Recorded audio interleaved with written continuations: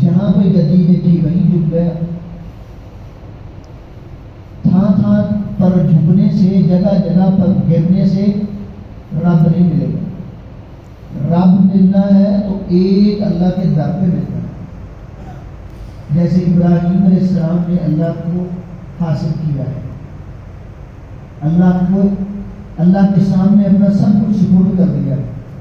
اللہ نے کیا کہا؟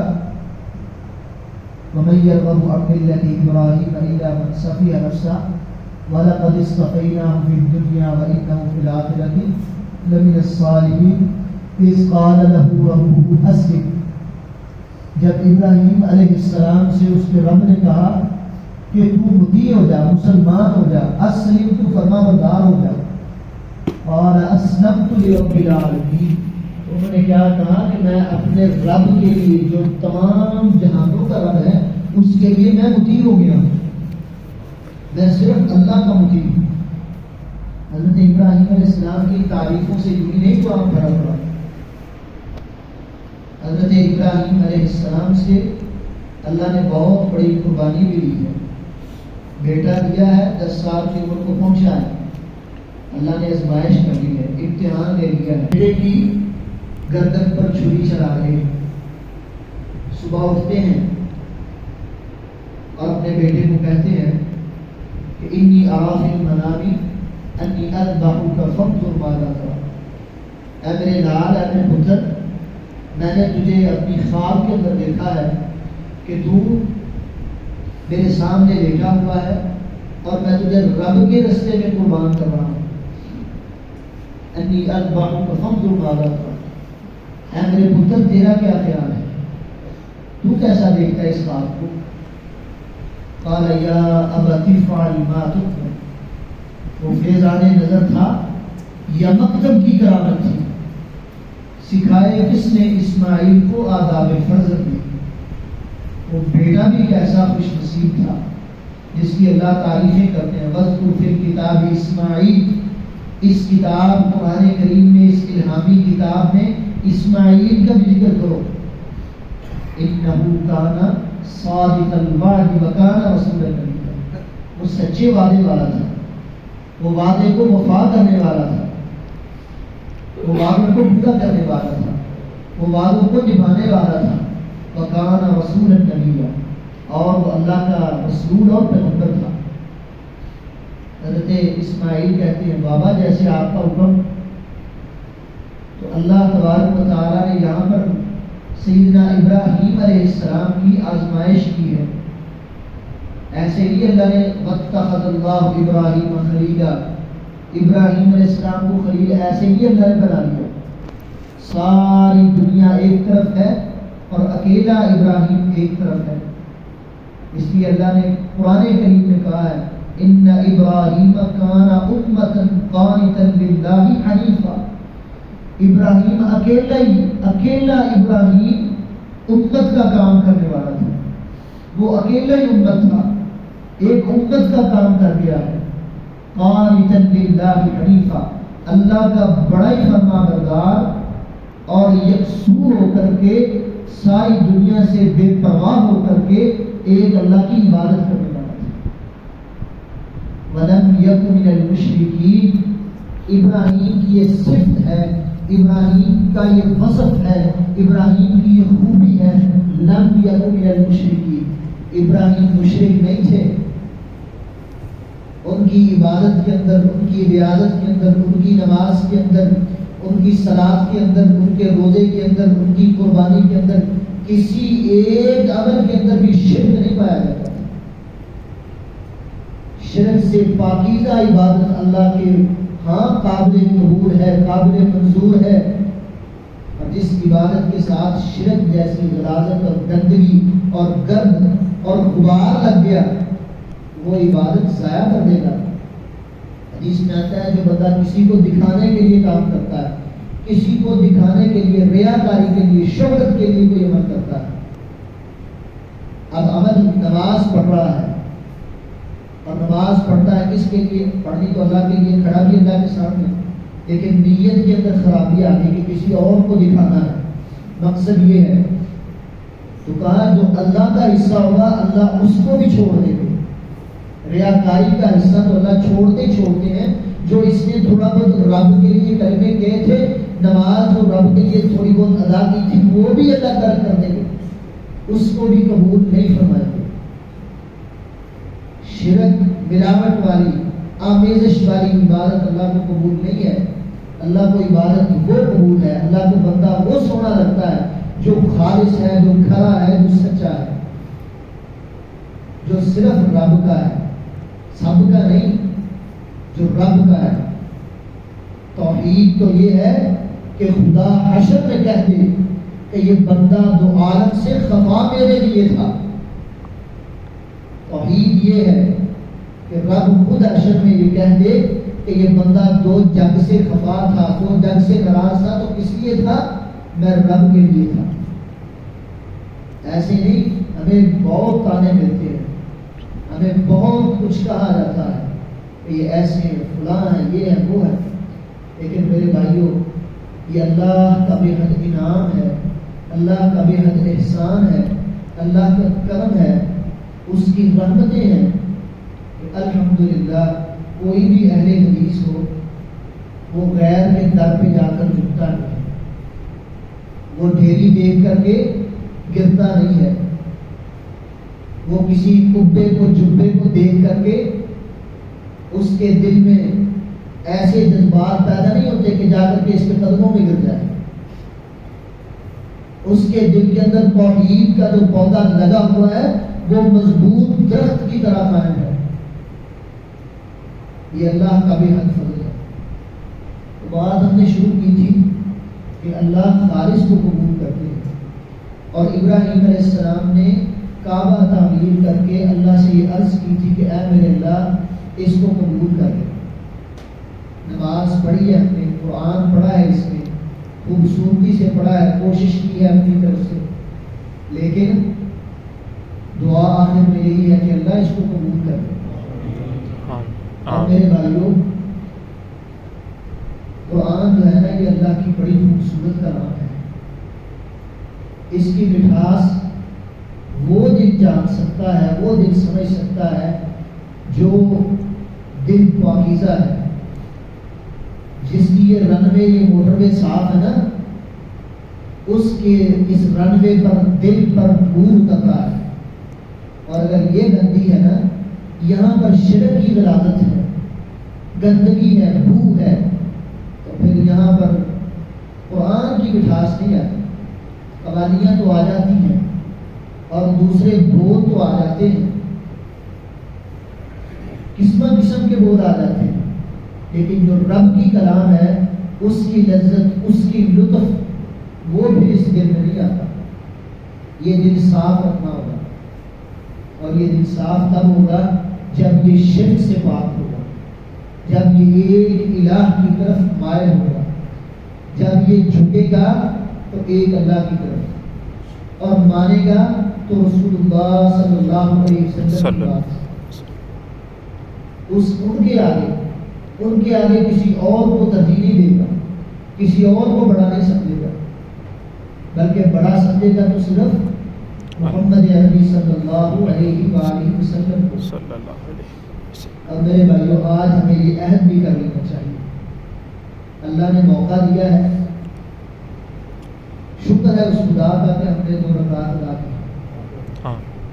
آج یہ عہد بھی کرنا چاہیے.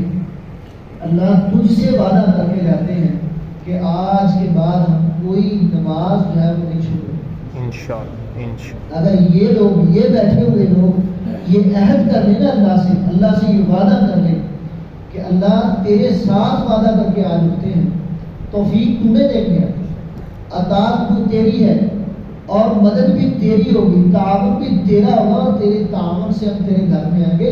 ہماری کوئی ویلیو نہیں ہے اور نہ ہماری کوئی طاقت ہے. لا حول ولا قوت الا باللہ کا مطلب یہ ہے کہ اللہ کسی نیکی کو کرنے کی طاقت نہیں ہے، کسی گناہ سے بچنے کی کوئی ہمت نہیں ہے، الا باللہ سوائے تیری توفیق کے. جب تک اس کی مدد شامل حال نہیں ہے اس وقت تک کوئی کسی کام کے نہیں ہے.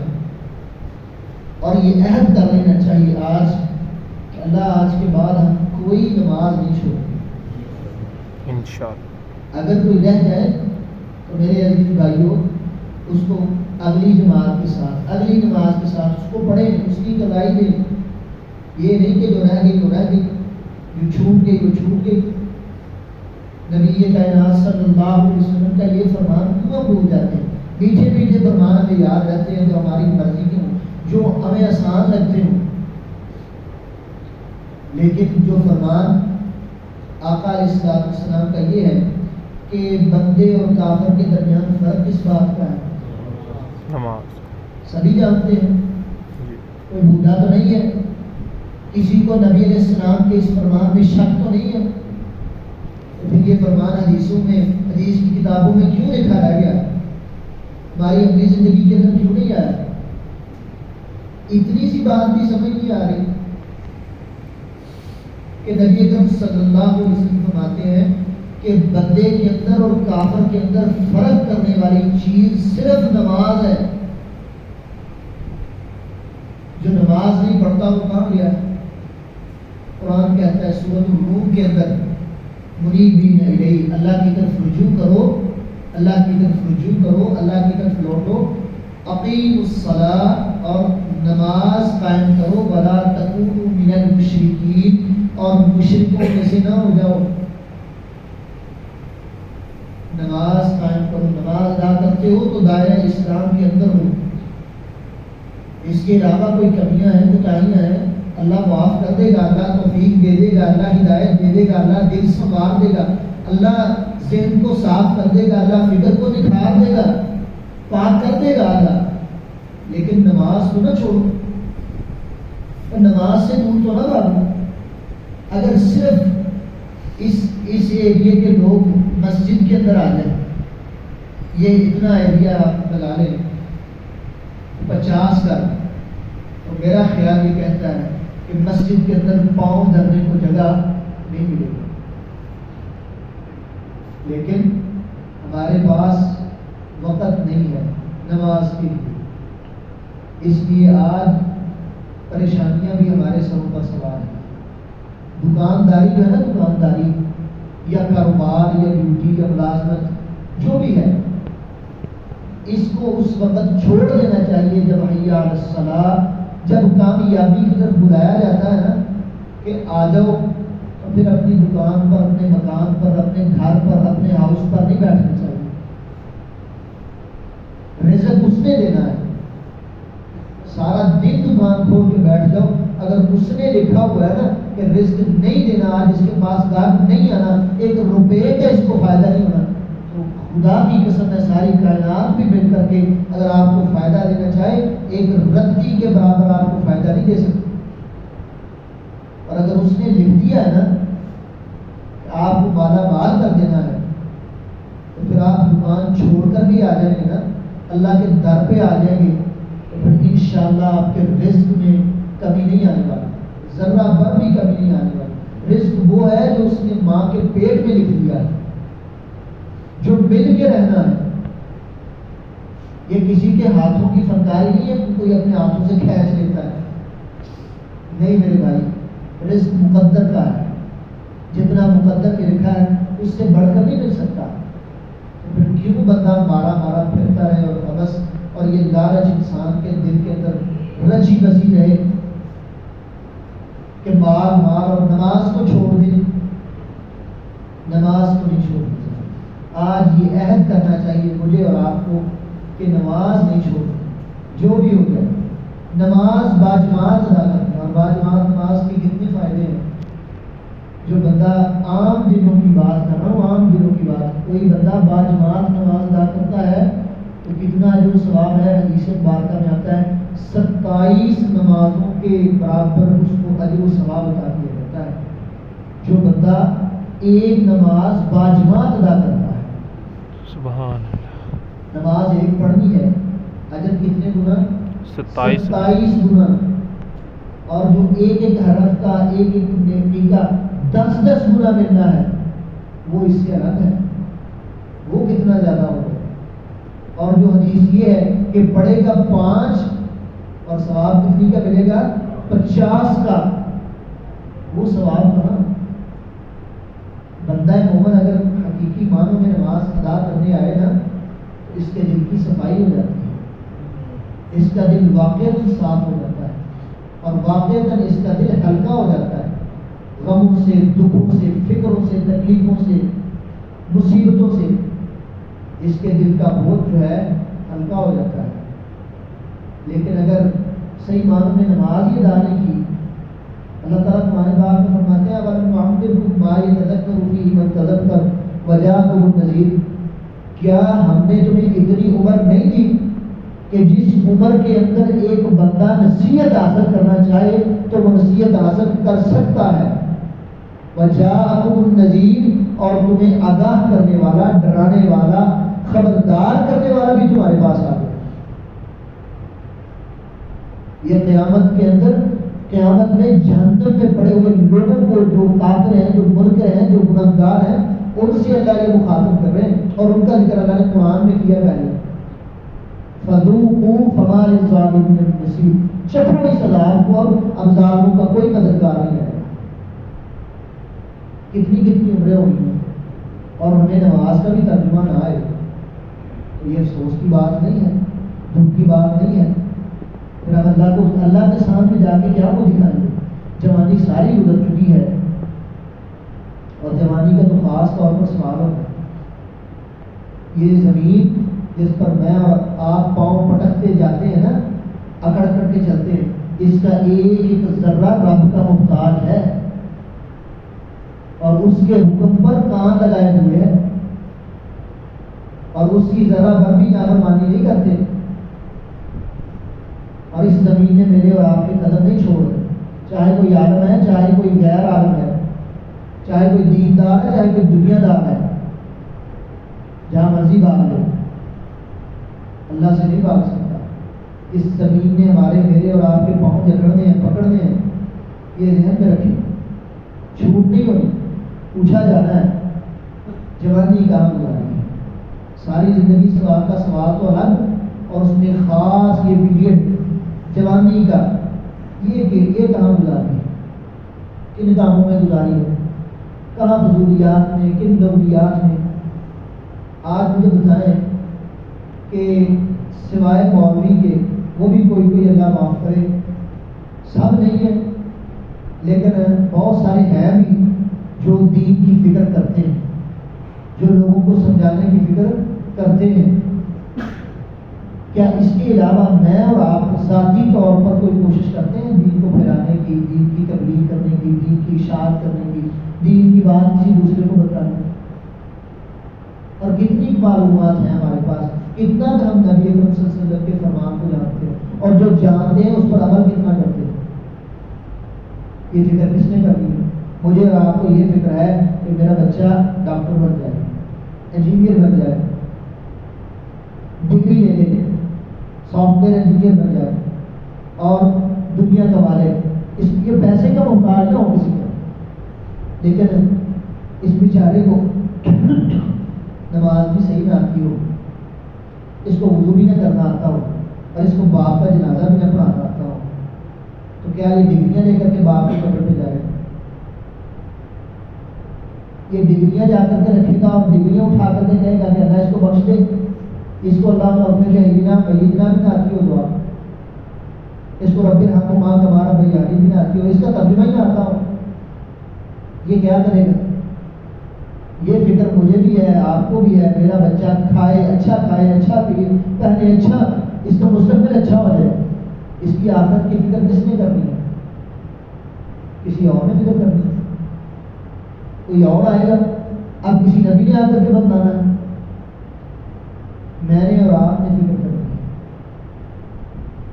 ان بچوں کی، اپنے مستقبل کی۔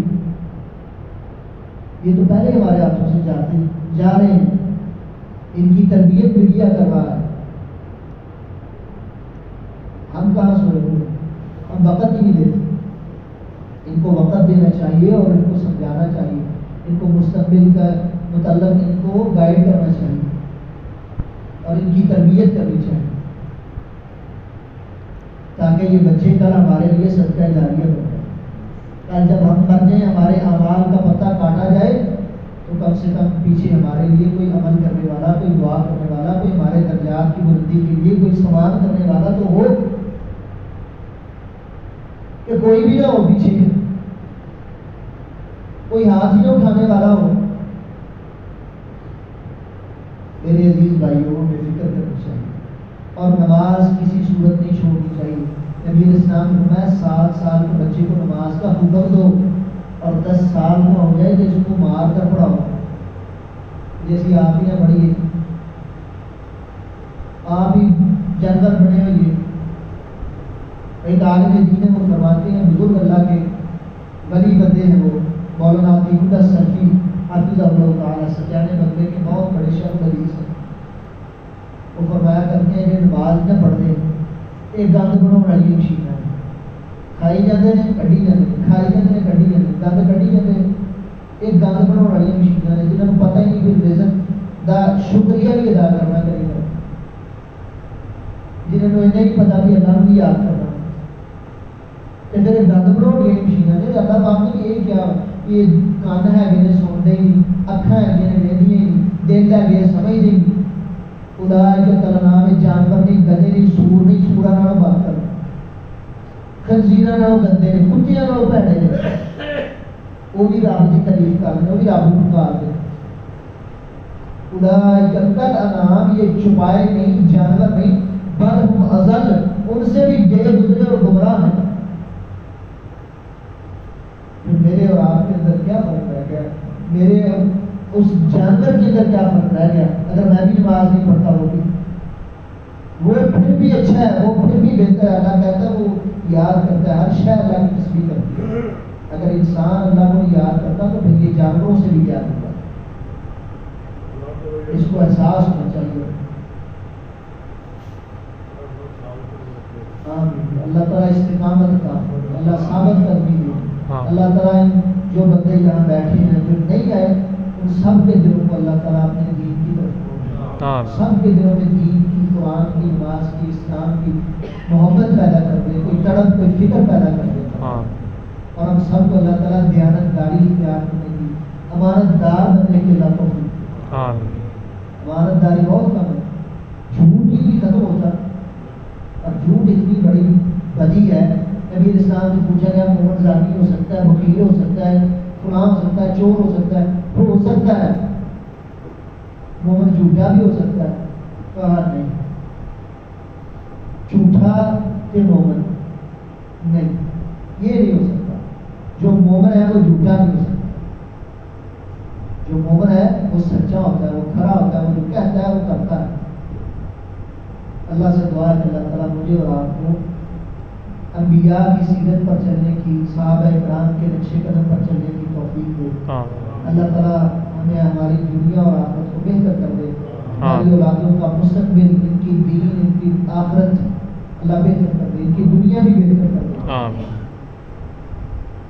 وما توفیقی الا باللہ۔